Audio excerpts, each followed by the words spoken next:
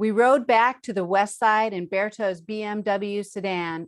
It's a fairly discreet car, given that they're everywhere in LA.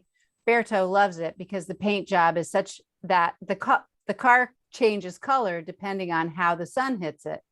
I spent most of the ride bracing myself, and it was one of those wet, drizzly February days, varying between mists, dry spots, and downpours, with an occasional break of sun just to throw things off. Like most Angelinos, Berto doesn't slow down just because the freeways are wet. We skidded a little as he got off the 134 freeway onto Forest Lawn Drive. We wriggled around the surface streets and a quick patch on the Hollywood freeway, and then Franklin until we got to Sunset. Past the Chateau Marmont, where John Belushi took his last trip. We were waiting for the light at the Doheny when I looked up. All along the side of this tall, narrow building, a mural type ad had been painted. The building was at least 10 stories tall.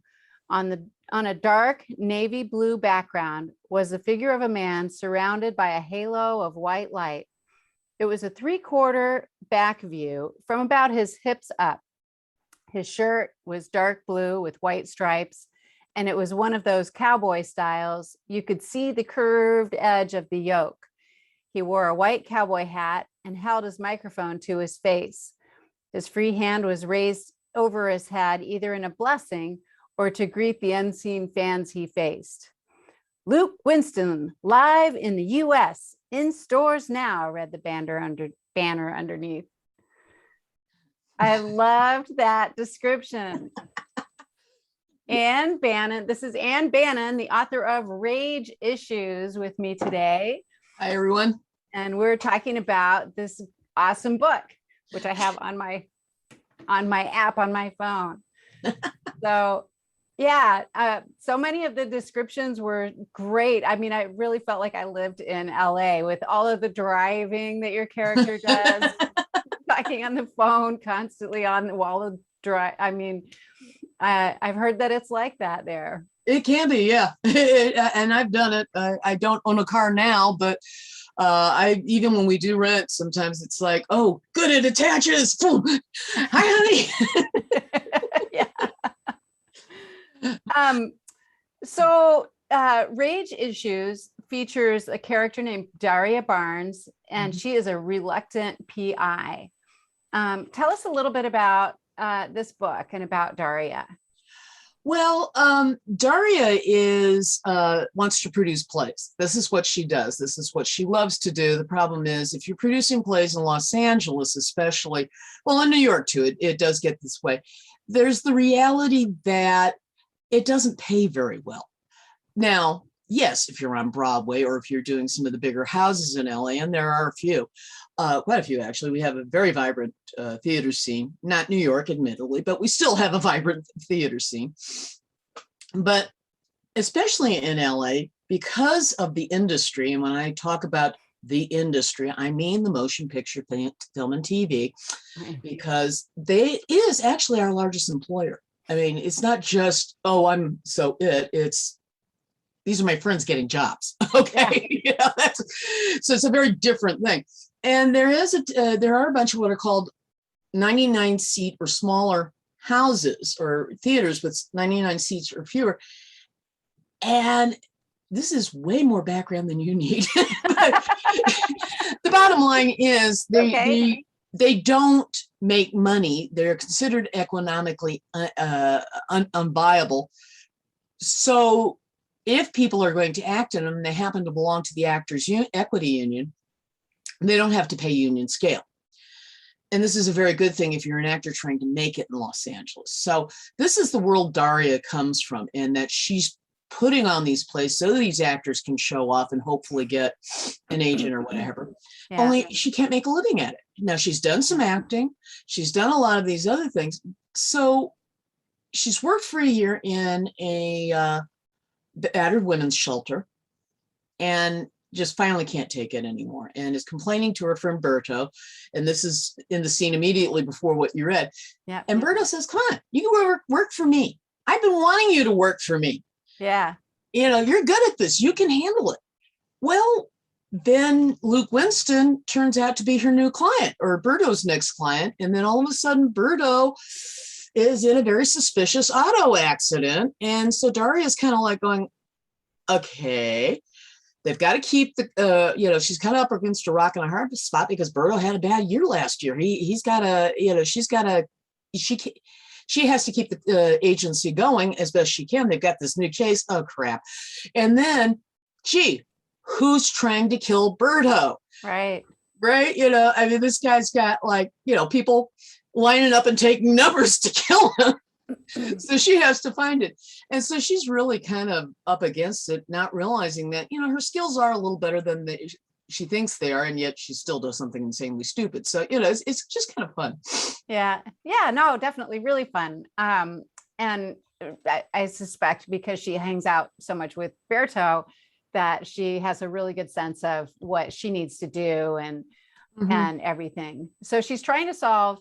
Luke Winston wasn't killed. No, he wasn't killed. His drummer was killed, and it was written off as an accident. But Luke doesn't think it was an accident, especially since he gets some threatening mail afterwards, and he just has some other reasons for thinking things may not be what they were, which if he had said, we would have had a much shorter book. Right. I just have to say, it's always the drummer, isn't it? Spinal Tap. Oh, you know what? Myself. I've never seen Spinal Tap, so I had no idea. It was just, I needed somebody who could be an integral part of the band and yet not be the lead, and right. Larry Ochoa is the drummer in question, and it was kind of fun because I actually had to explore some of his character too, and he turned out to be kind of an interesting person, even though he's dead before the book begins. So yeah, well, and this book shows that you know a lot about music and maybe the country music industry. Your descriptions for like the recording studios and all of that was really great. I mean, it put me right there, and that's sort of my background too. Oh, really? That's great, because really that's not mine at all. And I was basing it a lot on I used to be a TV critic for 15 years, so a lot of things, and a theater major and all these other things. So the concept of the cyclorama around the rehearsal space, I've seen those tons of times, but not in that specific context. Yeah, we extrapolated. Yeah. So one of the things I noticed about this book and about your one of your historical fiction that I've read before is that you're really good at writing dialogue. And so tell the audience a little bit, like, what's your secret? Well, I'm blushing. It was so sweet of you. No, I'm a very audial person. So I have to hear the scene before I can write it. Well, and I listen a lot. I mean, when I was a little kid, when I was 9 years old, my family moved to Belgium for 1.5 years. We didn't spend very long there, but it was 1.5 years, and it was a very, very what's the word I'm looking for? Effective, seminal time in our lives. And we'd drive all over Europe. We were living in Liège, Belgium, but we'd drive all over Europe in this Volkswagen Campmobile. And I'd sit in the back and I'd imitate the languages I heard. Now, I couldn't speak them, but I'd imitate what I heard. So I tend to be something of a mimic. And so when I'm writing dialogue, I hear the people. And so I hear other people's, there's one of my other books, I have to reissue it.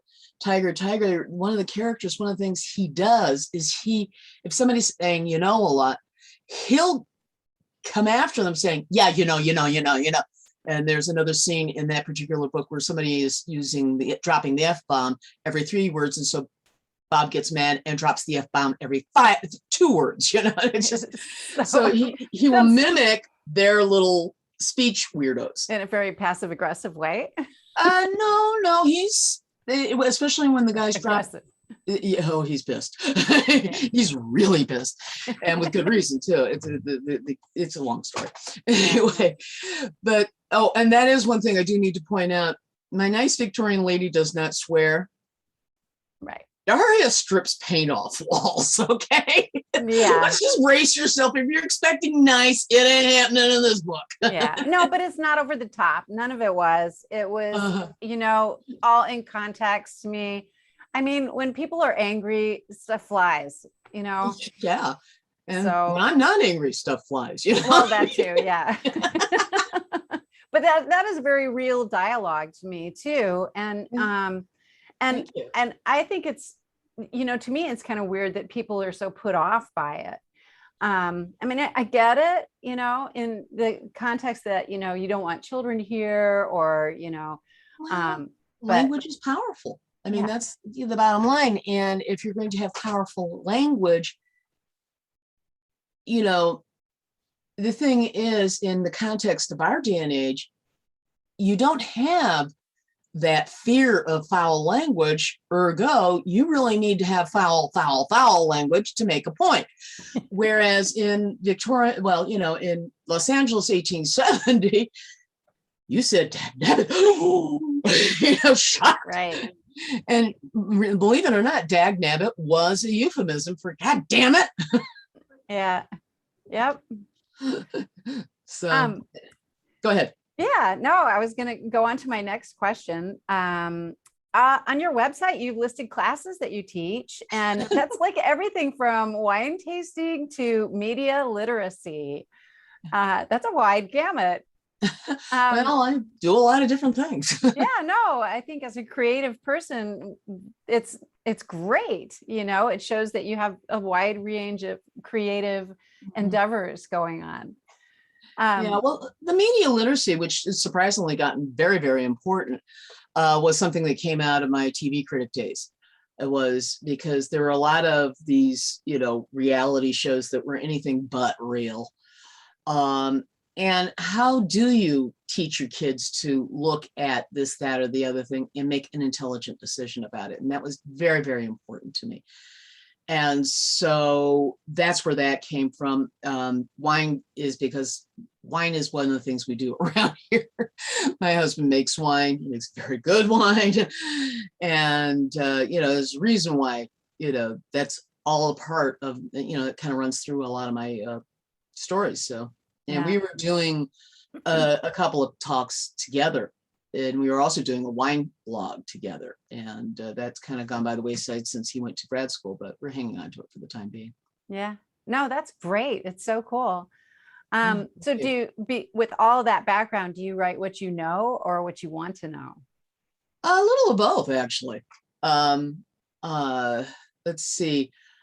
Rage issues, I didn't know that much about music, but I do know about rehearsals and stuff like that. So I was taking that in. Didn't know that much about the private investigator business. Started learning that one real fast. It doesn't matter if I start from a place of where I know eventually I'm going to have to find something else out. And I love doing that. My favorite place to run is the research rabbit hole. I'm down, I'm happy. Oh, look at that. I was doing the research, reading the newspapers in Los Angeles. I'm working on Death of an Heiress, which is the fourth in the old Los Angeles series right now. And I'm reading the newspapers. Oh my God, there's a rapist running around loose. And there was. And hey, there's a measles outbreak. Oh boy. So guess what? Everybody has the measles now. Oh, wow. And some of them are dying of it because, that's what happened in the 19th century. This is why we have when you don't get vaccinated. Yeah. Mm-hmm. Oh, I'm not taking a shot. No, just the point I wanted to make. Just cropped up there, but there really was a measles outbreak, and it was in the newspapers, and the line was, fortunately, few have died. I'm like, so. Wow, interesting. And so you're talking some about your historical fiction, but that's not, you write now, Rage Issues is not historical, obviously. Not at all. And, but what do you like better? Do you like writing the historical with all the research? I like writing the story. I really just like writing the story that comes to me. It doesn't, it's the characters, it's the people. I adore Maddie Wilcox. I adore Daria. She's so much fun. She's, it's like her professional life's a mess, but her personal life's really coming together. Hey, this is neat, Yeah. And so it's a lot of fun to have somebody who isn't all angsty, but has a certain amount of angst because of the way life is. And, there's a bit in Rage issue where, and she has a very unusual background, which I think is just hysterical good fun. Raised by her aunt, thinking her aunt is her mother. So when Daria refers to her mother, she's referring to her aunt, which is kind of confusing, but it was, her mom in actuality, not in fact, the person she was raised by is a very free form, artsy fartsy type. And, she's made this cow for a mailbox and, Yeah. Daria is just passive aggressive enough to annoy her neighbor by keeping it up. But there's one great bit where there's a scene where Daria gets shot at, and this is one of the things she is terrified of. Yeah. And she gets shot at, and then, and she's driving down and then pow, and it's going into the tailgate of her, or the bumper of her car, and she's like, ah!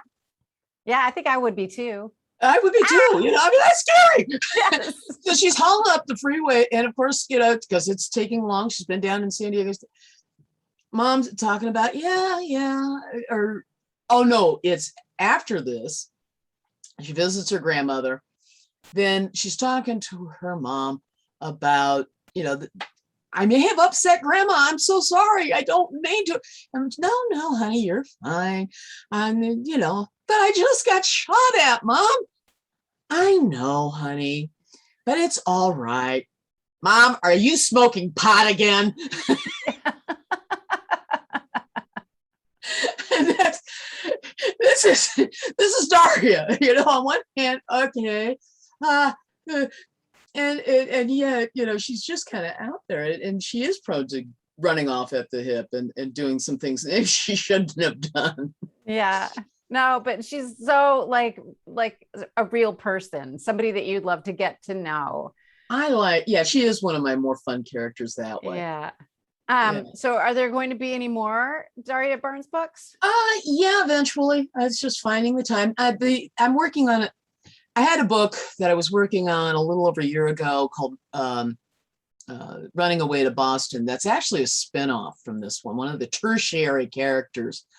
She just started talking to me, and okay, I can do this. This is fun playing with that same world, And so I will probably, after I finish Death of an Heiress, because I got a lot of people bugging me about that. Yes, I am looking at you, Tracy. Okay. You're one of them.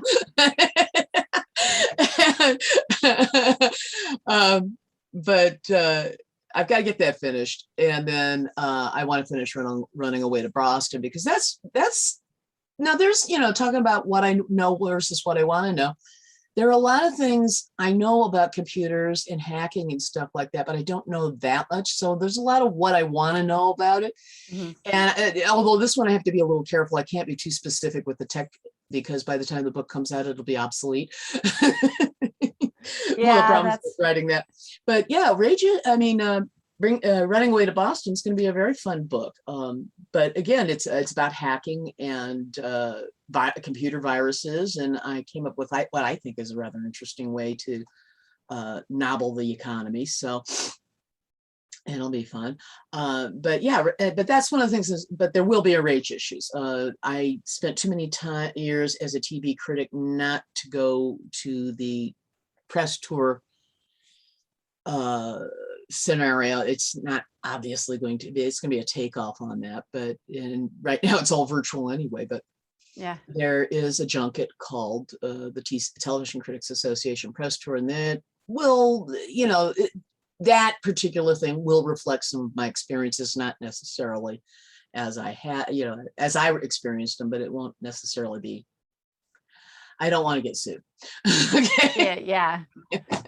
Yeah. Nothing real is actually in this book. Yeah, nothing real. Yeah. Yeah. Coincidence.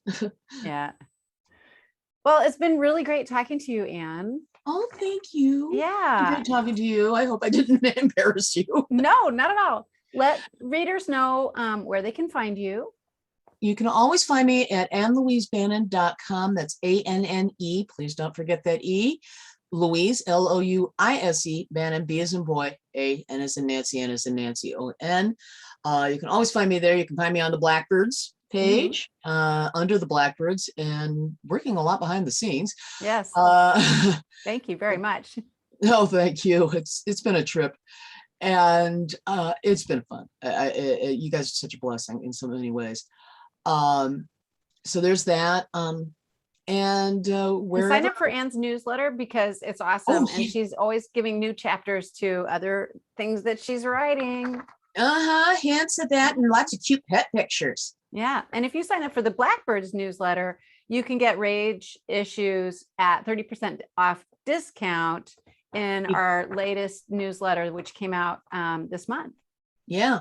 And that's a 30% coupon for both, for either the print or the ebook version. So the nice thing about that is it's on a new platform, but it's hooked right into the print, so you can get a print copy, and that would be good. Yeah, very awesome. All right. Thanks so much. Well, thank you. Yeah. That was fun. Yeah. We'll see you around the internet. All right. Bye.